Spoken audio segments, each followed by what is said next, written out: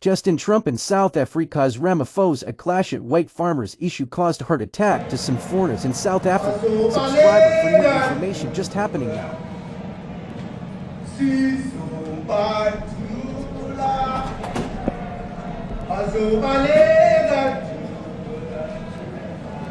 will expropriate land without compensation, whether they like it or not. If they object, they can seek refugee in America.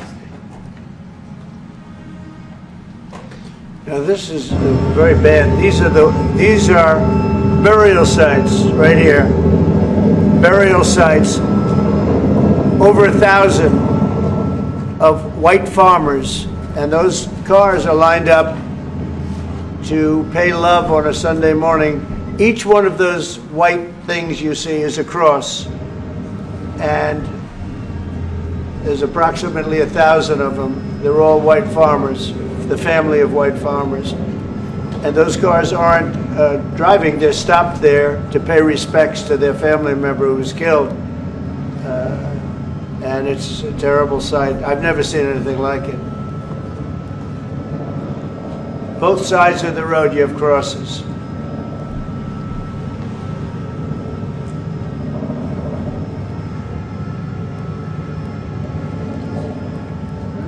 Those people were all killed. Have they told you where that is, Mr. President? No, I'd like to know where that is, because this I've never seen. But, okay. I mean, it's in South Africa. That's what We need to find out.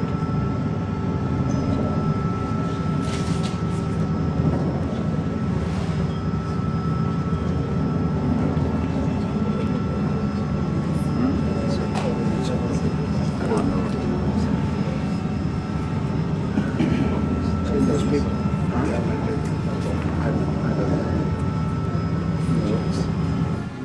Okay. Mr. President, the Pentagon announced that it would be accepting a Qatari jet to be used as Air Force One. What are you talking about? What are you talking about? You know, you to get out of here. What does this have to do with the Qatari jet? They're giving the United States Air Force a jet, okay? And it's a great thing. We're talking about a lot of other things. It's NBC trying to get off the subject of what you just saw. You are a real, you're a terrible reporter.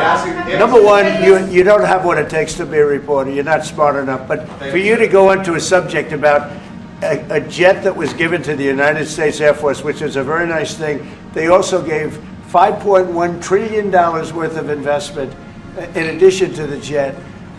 Go back, you ought to go back to your studio at NBC, because Brian Roberts and the people that run that place, they ought to be investigated. They are so terrible the way you run that network, and you're a disgrace. No more questions from you. Go ahead. Go ahead, talk about that. His name is Peter something. He's a terrible reporter. Quiet. Let's go. Thank you so much. President Trump and a disaster from EMCA in South Africa. Thank you very much. Thank you very much, Steve. What would you like President Ramaphosa to do about the situation that we've just seen on the screen? I don't know. Look, these are articles over the last few days. Death of people. Death. Horrible death. Death. I don't know. To pick anyone, white South Africans are fleeing because of the violence and racist laws. And this is all, I mean, I'll give these to you. So when you say, what would I like to do? I don't know what to do. Look at this. White South African couples say that they were attacked violently. And, President Trump, when will you go and see for yourself if it is? well, I could do that. Look, here's burial sites all over the place. These are all white farmers that are being buried. And he asks about a jet that was given. You ought to be ashamed of yourself. You are so bad. You're such a bad reporter.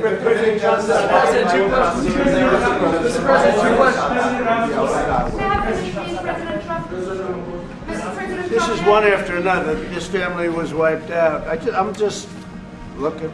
Can we get a report from President Ramaphosa, please? Reaction to those videos, Mr. President. President Trump, would you... Well, I think the videos are so.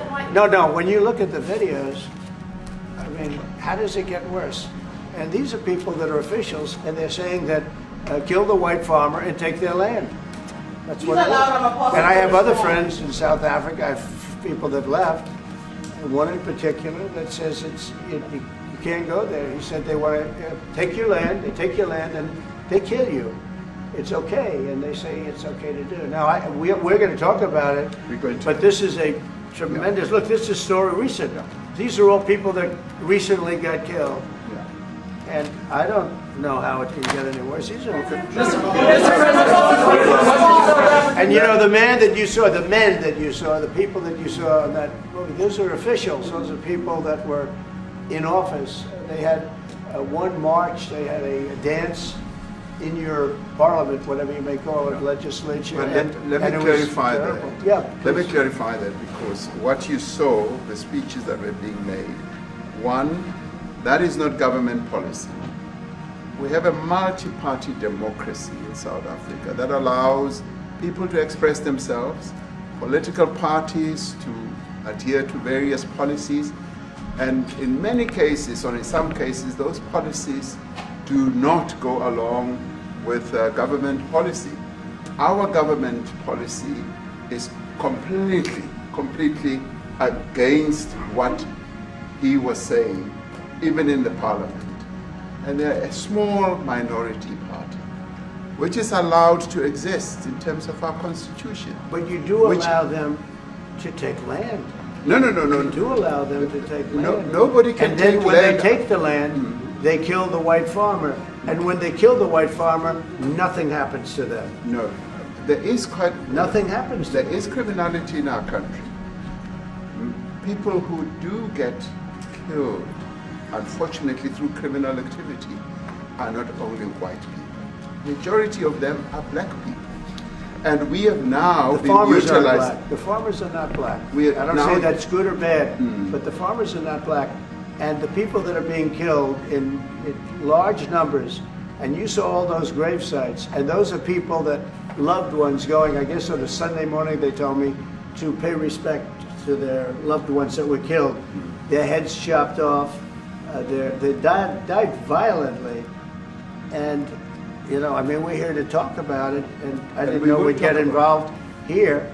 But I will say this, that if the news wasn't fake, like NBC, which is fake news, totally, one of the worst, ABC, NBC, CBS, horrible.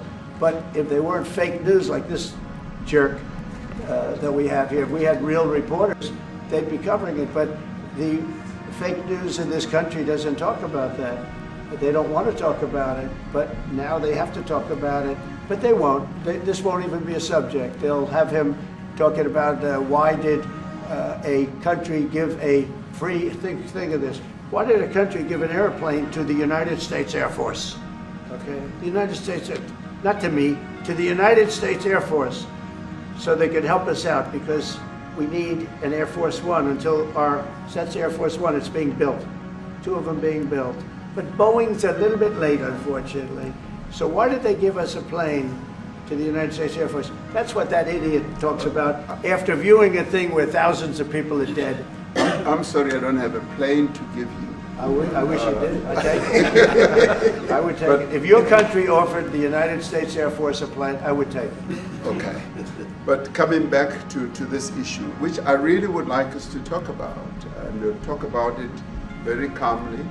We were taught by Nelson Mandela that whenever there are problems, people need to sit down around a table and talk about it. Well, there are problems. And this is precisely what we would also like to talk about, including, of course, trade matters, investment matters.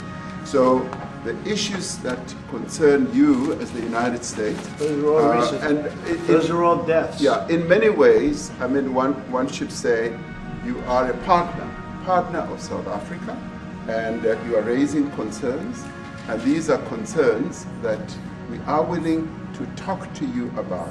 Let me just add quickly, you know, the criminality that we are experiencing in our country needs quite a lot of technological capability.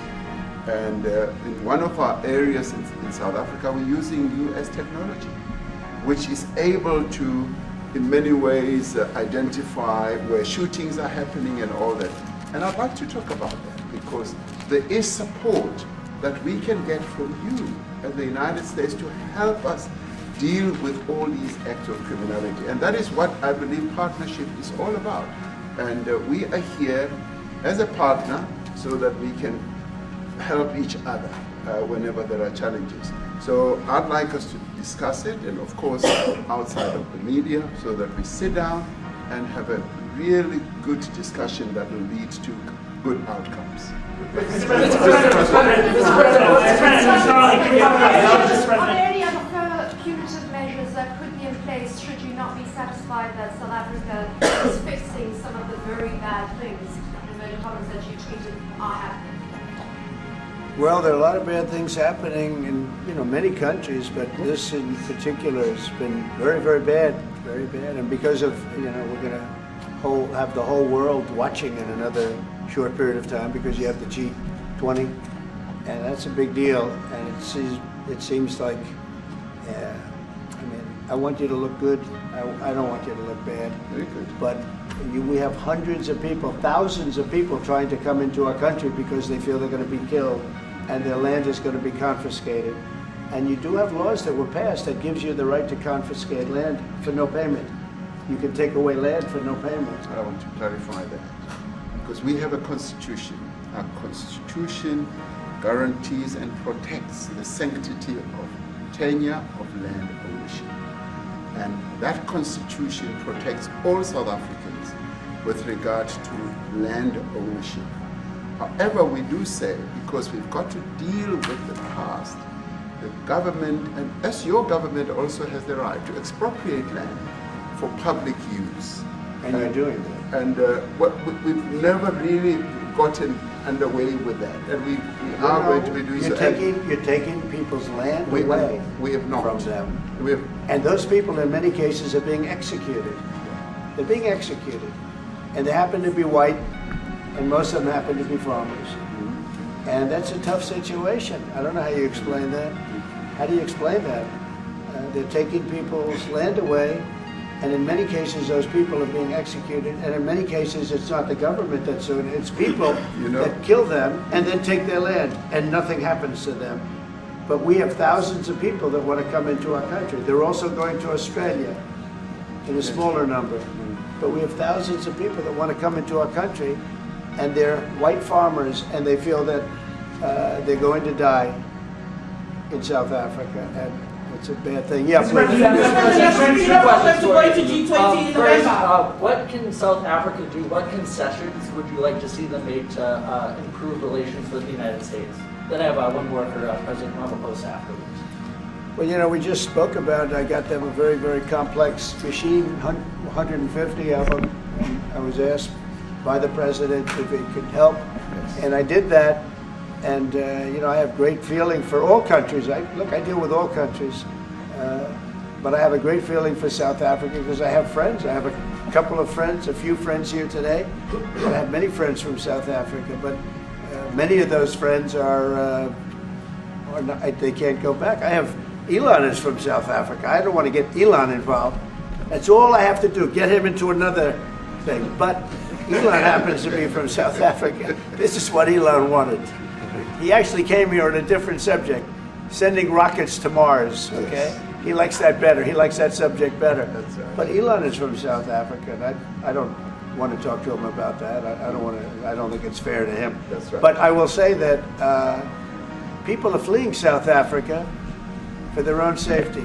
Their land is being confiscated, and in many cases they're being killed. And that scene of, you see how many crosses they have. Those crosses, that's a dead person in every one of them. And those trucks or cars are paying their respects to all of those dead people on a Sunday morning. That's a rough thing to explain away. And the problem we have, and the way, a correct and a fair media exposes things. But we have a very corrupt media. They won't even report this. If this were the other way around, it would be the biggest story. Now, I will say apartheid, terrible. That was the biggest story. That was reported all the time. This is sort of the opposite of apartheid. What's happening now is never reported. Nobody knows about it. All we know is we're being inundated with people, with white farmers from South Africa. And it's a big problem. Marco Rubio was telling me he's never seen anything like it. The numbers of people that want to leave South Africa because they feel they're going to be dead very soon. Yes, I was going to say, Brian, go. if I could just ask you a question. 72% of farmers in your country are white. If they flee, do you feel that maybe the economy could collapse? You may not have a gap to fill in those people that we replace those farmers. You know, I'd like my Minister of Agriculture, who is white, who comes from an opposition party to mine, who's joined my government at my invitation to address this very issue, including the question that you've just raised. John? Thank you very much, Mr. President. Yeah. Mr. President, thank you for welcoming us to the White House. I would say we have a rural safety problem in South Africa. I don't think anyone wants to candy coat that. And it requires a lot of effort to get on top of it. It's going to require more policing resources. It's going to require a different strategy to be able to deal with it. But certainly the majority of South Africa's commercial and smallholder farmers really do want to stay in South Africa and make it work. And I've just come from the largest agricultural show in the Southern Hemisphere with organized agriculture and farmers, and the majority of them want to stay. But they too there have a memorial to those who've died as a result of farm attacks. And as the Minister of Agriculture, it is something that I'm particularly exercised with my colleagues at police and my colleagues in the justice cluster to start making farm attacks and stock theft a priority crime. And it affects all farmers in South Africa, particularly stock theft. It has a disproportionate effect on smallholder black farmers. I also want to just say this, that the two individuals that are in that video that you've seen are both leaders of opposition minority parties in South Africa. Mkhonto Wesizwe under Mr. Zuma and the economic freedom fighters under Mr. Malema. Now the reason that my party, the Democratic Alliance, which has been an opposition party for over 30 years, chose to join hands with Mr. Ramaphosa's party was precisely to keep those people out of power. We can't.